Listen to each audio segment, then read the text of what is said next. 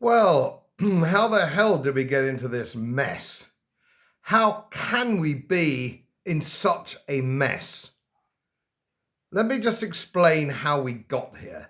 We've had 25 years of neo-socialism, greenism, disrespect for public money, and this is the result, as I said it would be in my book, Magic of Banking, and the second edition. I pointed all this out in my speeches in the Parliament.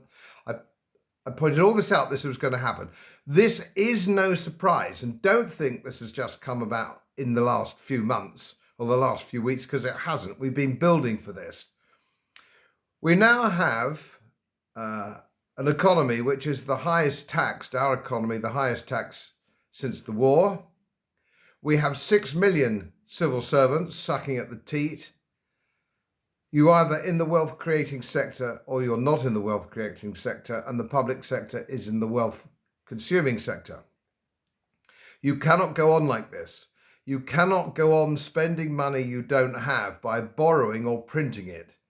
You have to live within your means. And this is how we've come to this disaster. And I've said it before, and I'm going to say it again.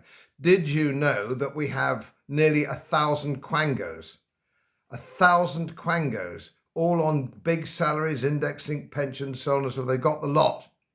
What on earth do they all do? They're all bloody useless. Let's get rid of them. Would you believe that would save 250 billion a year? We have foreign aid at £1 billion a month. That has to go. We can't afford index-linked public sector pensions, which accounts for something like 700 billion. Billions and billions of pounds are being squandered needlessly. And what happens when you say, as the Prime Minister did, oh, we're going to cut tax, we're going to make it a low-tax economy, and that will kickstart the economy, all of which is true, but you can't do that without cutting public spending, because it means all that happens is you need to borrow more, and we've just seen that in the last couple of days, the bailout of pensions, so on and so forth. And of course, she also sends one of the worst signals that she could have possibly done to the market. As soon as she's in office, she sends Zelensky another 2.5 billion on top of Boris. And what do the markets say in Wall Street and London? And bear in mind, I used to do this kind of thing for a living. They said, oh my God, she's as bad as Boris. She has no respect for public money. She's spending like a drunken sailor on shore leave. And this is what has trashed the pound. And incidentally, it's the same in Brussels. It's the same in Europe. And we've seen the same thing. The euro is equally trashed. It's fallen out of bed. Now, this means that ordinary people's savings are completely destroyed, as I've been pointing out for some years now. This is actually disgraceful, and it can't be rescued until all political parties, including the opposition, which is no better, understand that you can't continue to spend, borrow and print money without degrading it. This is the problem.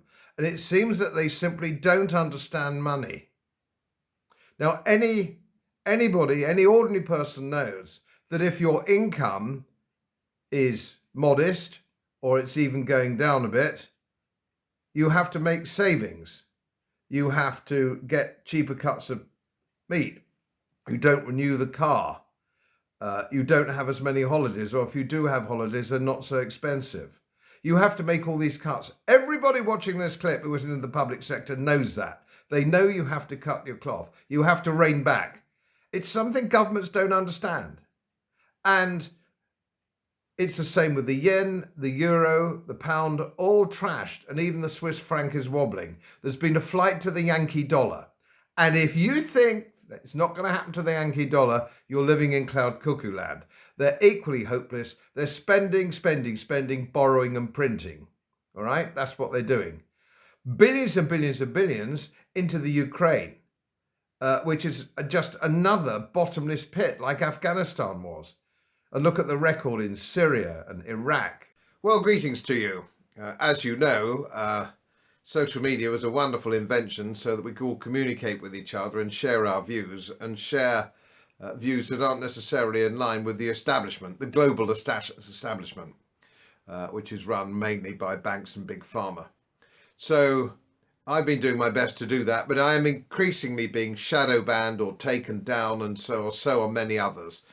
So beware of that, and I will be tagging anything I do in the future with various sources and various channels so that you will know, well, I've been censored from this, but I've been censored, but you can find it somewhere else.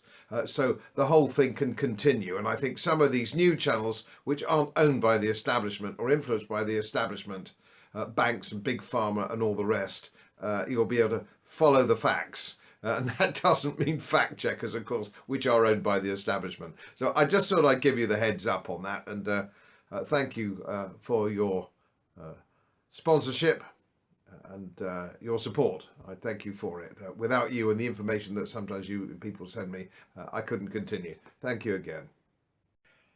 As most of you know, my work is very heavily independently research based. And I get my information from all over the world. It would help if you press the subscribe button and the little bell next to it, because the more subscribers I have, the more likely it is that international independent research institutes will share their material with me. It's most helpful, and then of course I'll automatically share it with you. So surprise, won't cost you anything. Thank you very much.